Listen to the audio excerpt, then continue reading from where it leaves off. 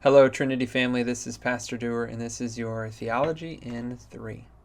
Today, I'd like to read for you a quotation that I encountered in my study and meditation this last week. It's from a fellow named Ben Sirek, and I'm going to go ahead and read it for you now. Do not sit down with women, for moth comes out of clothes, and a woman's spite out of a woman. A man's spite is preferable to a woman's kindness. Women give rise to shame and reproach. That's something right there, right? Like you read that would not go over well if you said that today. And that's part of the point, right? This is Ben Sirek was writing in the centuries before Jesus' birth and ministry. And so the reason that I wanted to bring this up is because I wanted to show kind of the image of what's going on in Jesus' day. We read this and we're very shocked. This is a very unheard of thing for us in our society to say. But in Jesus' day, this was the normal perception. This is the way that people thought about women. And this is why Jesus' words are so shocking. Jesus' words, which we kind of just tend to gloss over at times, are the ones that are shocking and are strange. And that's the point. So I'd like to talk about a story from Luke chapter 10, the story about Mary and Martha. These are two women who are hanging out in the village of Bethany. That's where they live.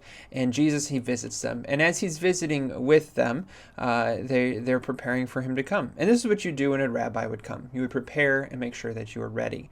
And you had food, you had wine, you had a clean space. And the rabbi and his disciples would come and they would recline at the couch and they'd talk to the men of the house. Okay, the men's role was to talk about the weighty issues of religion and politics and those things. And the women's job in Jesus' day was to prepare to make sure everything was ready, to provide the food, to serve the tables, to clean up, that kind of thing.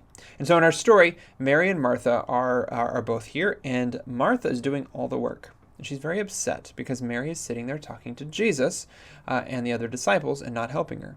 And the reason she's upset isn't just because Martha's doing all the work. That's enough of a reason to be upset. But it's because Mary's bringing shame on the house because she's not supposed to sit there. In fact, women were not allowed to be disciples of rabbis. And so Mary, sitting in the room, sitting at the feet of Jesus, learning from Jesus, this is a problem because it's bringing shame on the house, according to Martha, and the rules of the society. And so she confronts Jesus. She's like, make Mary come back in here and help me. And Jesus says, no, Martha, you got it backwards. He says, Martha, you're worried about so many things, and that's okay. But Mary is paying attention to the thing that's important, and that's not going to be taken away from her. And this is interesting and exciting for me as I read the text because it's a shift in the way that we think about the world. Jesus transformed the way that people think about women. He treated them with respect, with kindness, and he welcomed them into the kingdom, into the ministry as disciples, something that was unheard of in his time.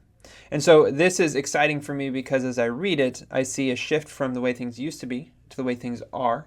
It helps explain why things are the way they are today, why we in our society have so much more respect for women than people in the ancient societies did.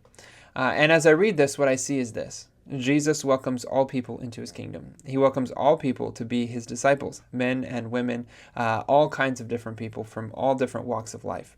And so as we read this story, it's the invitation for you and for me to recognize that Jesus has called us. He's called us to be his disciples, to follow after him, and to walk the way that he walks. So this week, I pray that as you study, as you learn, as you grow, that you would see Jesus' call for you to be his disciple and to follow him. Pray that you have a blessed rest of your week.